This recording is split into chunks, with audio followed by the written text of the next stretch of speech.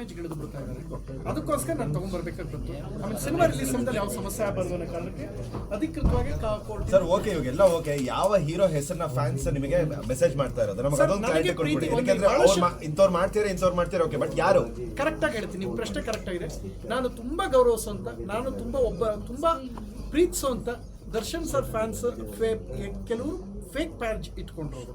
Darshan sir ಅಲ್ಲ, ಅವ್ರ team ಅವರು ಅಲ್ಲ, ಅವರ ಹೆಸರಲ್ಲಿ ಕೆಲವು ಫೇಕ್ ಪೇಜ್ ಯಾರು ಮಾಡ್ಬಿಡಿದ್ರೆ ಆ ಅಯೋಗ್ಯರು ಅದು ಮಾಡ್ತಾರೆ. ಯಾರೆಲ್ಲ ಮಾಡ್ತಾ ಇದ್ದಾರೆ, ನಾನು ಹೇಳಿದ್ದವ್ರಿಗೆ ನೆಟ್ಟಿಗೆ ಇದು ಸರಿಯಾಗಿ ಇದು ಮಾಡೋಕ್ಕೆ ಬರಲ್ಲ ಅಂತೇನೋ ಹೇಳಿದ್ದೆ. ಅದನ್ನ ಇಟ್ಕೊಂಡು 1 ವರ್ಷದಿಂದ ಮಾಡ್ಕೊಂಡಿದ್ದಾರೆ, ಇನ್ನೂ ಆಗ್ತಾನೆ ಇದ್ದಾವೆ. ನಾನು ಹೇಳೋದಿಷ್ಟೇ, ಇಂಜೆಕ್ಷನ್ ಆರ್ಡರ್ ತಂದಿದ್ದೀನಿ. ಡೈರೆಕ್ಟ್ ಯಾರು ಮಾಡಿರ್ತೀರೋ ಅವ್ರಿಗೆ ಡೈರೆಕ್ಟ್ ಪೊಲೀಸ್ ನೋಟಿಸ್ ಹೋಗುತ್ತೆ. ನಿಮ್ಮ ಅಕೌಂಟ್ ಯಾರು ಮಾಡ್ತೀರೋ ಅವ್ರು ನೋಟಿಸ್ ಹೋಗುತ್ತೆ, ನೀವು ಅರೆಸ್ಟ್ ಆಗ್ತೀವಿ. ಈಗ ಆಲ್ರೆಡಿ 6 ಜನ ಆಗಿದ್ದಾರೆ. ಆ ವಿಡಿಯೋಗಳು ನೋಡ್ತೀರಾ? ಯಾರು ಆಗಿದ್ದಾರೆ ಕ್ಷಮೆ ಕೇಳಿ ನೋಡ್ತೀರಾ? ಕೆಲವ್ರು ಹೋಗಿ ತಪ್ಪಾಗೋಯ್ತು ಸರ್, ನಾವು ತುಂಬ ತಪ್ಪು ಮಾಡ್ಬಿಟ್ಟು ನಿಮ್ಮ ವಿಚಾರದಲ್ಲಿ, ದಯವಿಟ್ಟು ನಿಮಗೆಲ್ಲ ಇದು ಮಾಡಿದ್ವಿ ಸರ್, ನಿಮ್ಮ ಸಿನಿಮಾ ಎಲ್ಲ ನೋಡಿದ್ವಿ, ಹಿಂಗೆ ಮಾಡ್ಬಿಟ್ವಿ ಸರ್. ಒಂದಿದ್ರೆ ತೋರಿಸಿ, ಒಂದಲ್ಲ 100 ತೋರಿಸ್ತೀನಿ ಸರ್.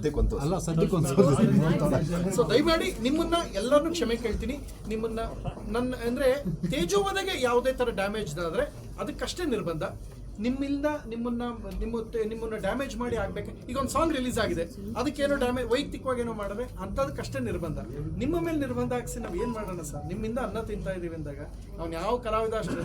ಏನ್ರಿ ಮೀಡಿಯಾ ಅಂದರೆ ನಾನು ಅದೇ ಹೇಳಿದೆ, ಮೀಡಿಯಾ ನನ್ನ ಕಿರೀಟಕ್ಕೆ ಸಮಾನ. ಯಾಕೆಂದ್ರೆ ನಿಮ್ಮಿಂದ ನಾವು ಅನ್ನ ತಿಂತೀವಿ. ಯಾರೇ ಹೇಳಿದ್ರು ಅಷ್ಟೇ, ಈ ಮಾತನ್ನು ನಾನು ಹೇಳ್ತೀನಿ.